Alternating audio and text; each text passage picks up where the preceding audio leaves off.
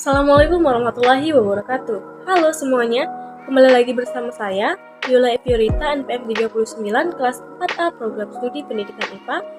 Nah, pada kali ini, saya sudah masuk pertemuan ke-8 di mana saya menjelaskan mengenai bab 8 tentang manajemen pendidik dan peserta didik dalam memenuhi tugas mata kuliah pengelolaan pendidikan dengan dosen pengampu Bapak Dr. Muhammad Istiawan MPD.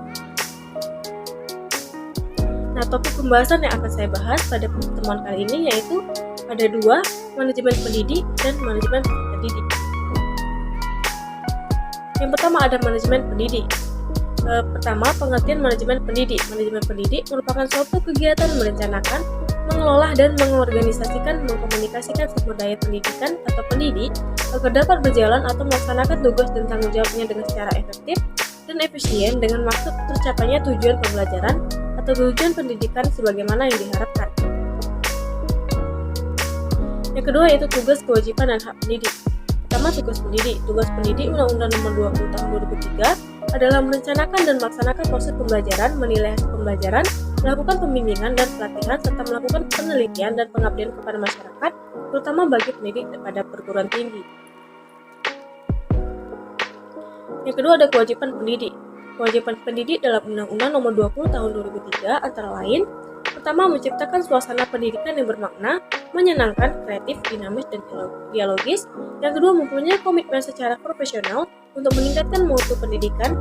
Dan yang ketiga, memberi teladan dan menjaga nama baik lembaga, profesi, dan kedudukan sesuai dengan kepercayaan yang diberikan kepadanya. Yang ketiga, hak pendidik.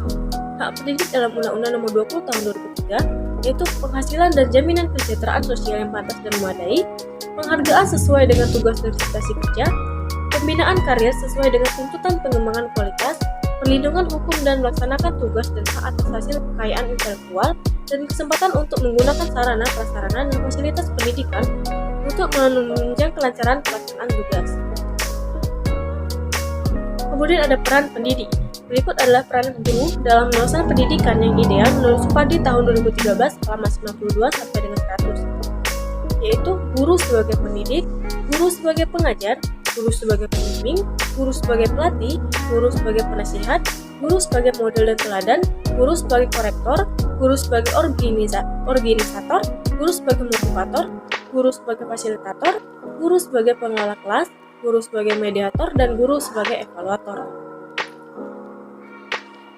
Yang keempat ada penguasa kompetensi pendidik. Supadi tahun 2013 halaman 103 mengemukakan kompetensi pendidik sebagai berikut. Pertama, penguasaan kompetensi dasar.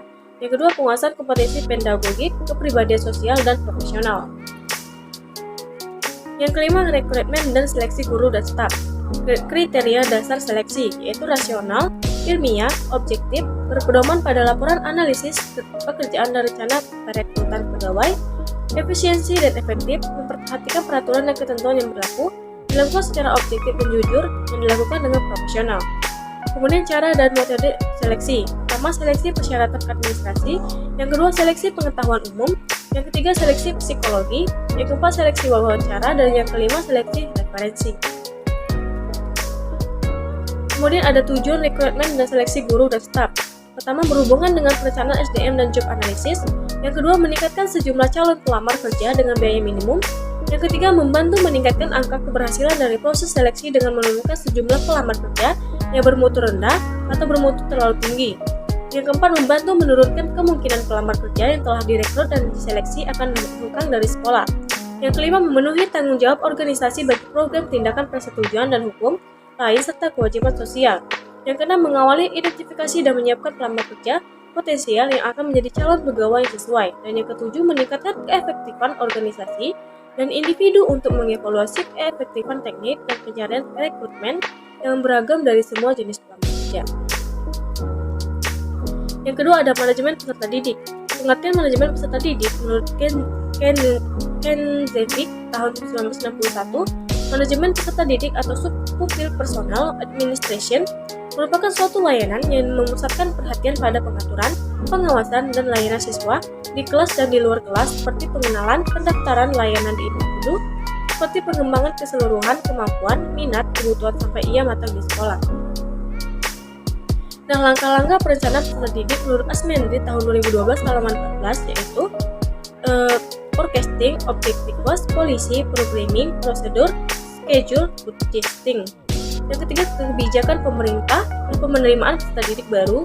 Kebijakan operasional penerimaan peserta didik baru memuat aturan mengenai jumlah peserta didik yang dapat diterima di suatu sekolah.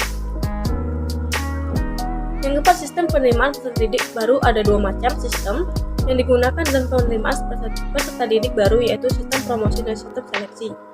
Kriteria penerimaan peserta didik baru, kriteria adalah patokan-patokan yang menentukan bisa atau tidaknya seorang untuk diterima sebagai peserta didik. Ada 3 macam kriteria penerimaan peserta didik dari sebagai berikut.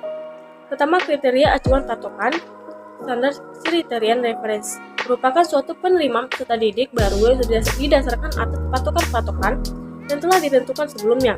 Yang kedua, kriteria acuan norma, yaitu penerimaan peserta didik yang didasarkan atas keseluruhan prestasi secara didik, yaitu mengikuti seleksi. Yang ketiga, kriteria berdasarkan daya tampung sekolah. Keenam, ada rekrutmen peserta didik. Rekrutmen peserta didik merupakan proses pencarian dan menentukan peserta didik yang nantinya akan menjadi peserta didik di sekolah yang bersangkutan. Yang ketujuh, orientasi peserta didik. Orientasi merupakan perkenalan situasi dan kondisi sekolah yang diberikan kepada peserta didik.